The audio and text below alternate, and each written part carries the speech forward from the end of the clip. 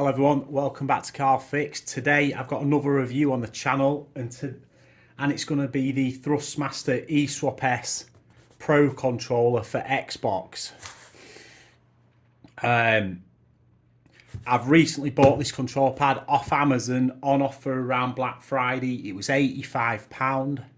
I think it's 120-ish, 130-ish pound if you buy it outright not on offer. The reason I bought this is my Xbox Elite 2 controller, which if you go back on some of my older videos, you'll be able to see a review of that. I love that controller, but it's developed stick drift. And I've done a few things to try and fix the drift, and it's still there. I have replaced the thumbstick. I didn't make a video on it. It is working okay, but I thought I'd try one of these out. And the main feature of these, as you can see on the box, is that the thumbsticks come out and they're replaceable. So for £15, you can buy different colours, different lengths, and just slot it in, magnetic, and apparently, of course, you should never get stick drift again. And if you do, you can replace the stick. So the box is the box, as you can see. Supposedly 5 million presses on the buttons, super optimized joysticks, but I'll go into that when I get the actual pad out. So it's fairly standard, okay box, nice felt insert, the pads in there, there's all the booklets. You get a decent length USB-C cable. This is a wired control pad, it isn't wireless, so if you're looking for a wireless controller, then these ESWAP controllers are not the ones for you. I don't even think the previous version, the ESWAP X, which seems to be more expensive, is even wireless. So that is basically all you get in the box. Here is the actual pad itself. It is quite a large pad. Let me just check my Elite pad out so you can see the size comparison. Obviously you get no case like this, no inbuilt charger, so there's the comparison. So the actual Xbox pad is a little bit more ergonomic. It goes in at the sides, it is a little bit more comfortable to hold. It actually feels weird now I've been using this pad. It feels smaller. So yeah, it's quite broad and there's quite length to it. I think the R and LB buttons on the Xbox pad are a lot just easy to press. It's more natural to move your fingers backwards and forwards. But we'll get to the main crux of this pad, and that is that you can just pull these out. I know I've got stick drift. You buy another one, about £15. You literally just do that and they go back in.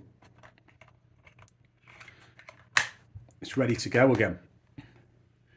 So on this pad, you've got two programmable button settings, so you can have two different setups on the pad, as it has two buttons on the back.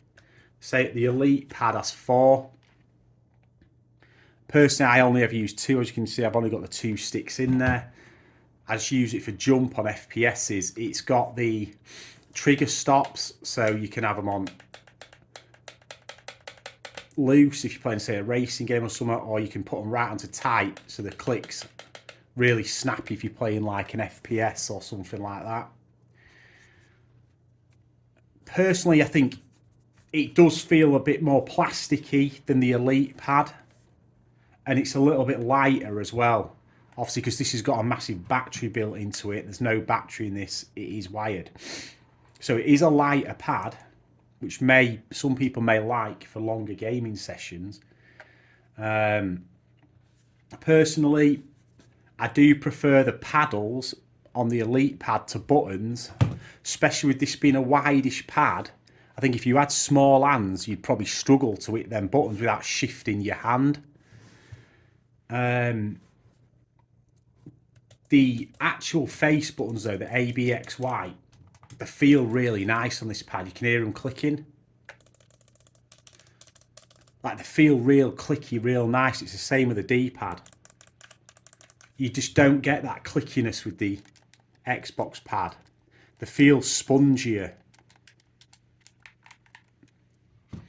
The paddles, you can hit them at either the top or the bottom, and it presses the button, so you can use the whole face of the button. You don't have to hit it in a certain spot, which is pretty nice. I find these start and the menu buttons are quite high up on this pad as well. So like when you want to check your score on Call of Duty or something, you're reaching up away from like you're aiming to get to the map, whereas on the Xbox pad it's just natural, like a little click to the side.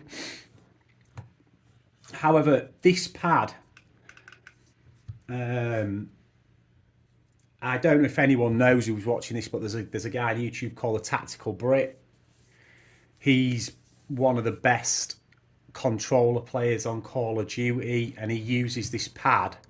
Specifically says he's been through Elite, Scuffs, Razors, the lot, and he says because the analog sticks are the most accurate. Thrustmaster apparently designed their own thumbstick, as you can tell, really. So I don't think it's a generic thumbstick just put in that casing. They designed their own thumbstick for accuracy. Apparently the Xbox standard controllers, whether it's the standard or the Elite, have got some of the most inaccurate thumbsticks out of any controller. Something to do with the axis they're based on. But obviously with these, you can just take them out and swap them, and like I say, you can get different colours. The X version of this pad, which is why it's more expensive, it's the older version. I think it's even less ergonomic. It's got 4 back paddles, and you can also take the D-pad out, so you can put it into a PlayStation style position if you want to. But that one actually come with replacement sticks that had a bit of extra length on them, because I know people, if you play a lot of FPSs and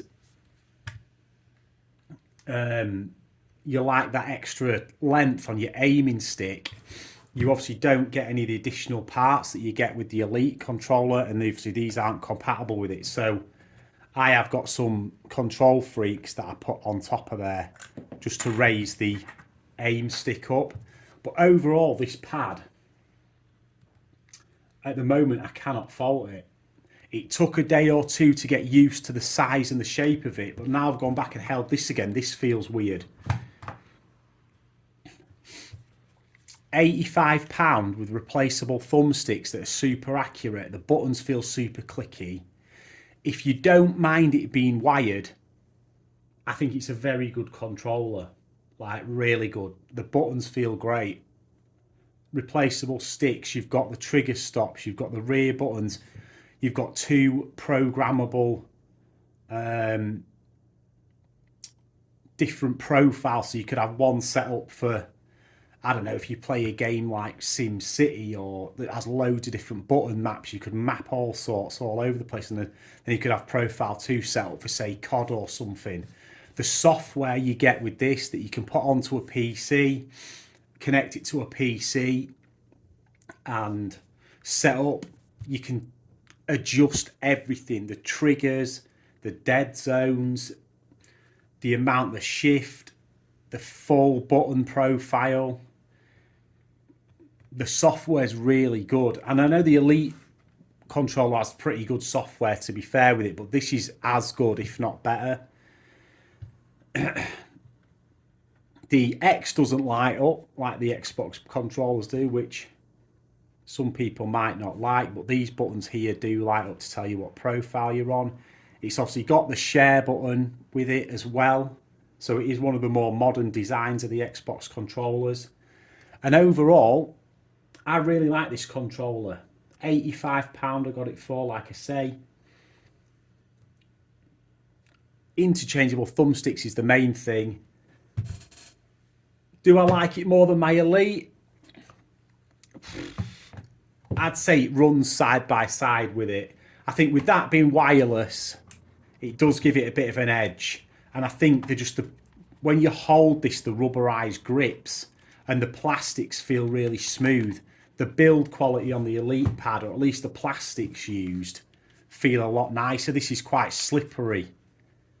Feels like it's cheaper plastic. But yeah, I've been going on for long enough now.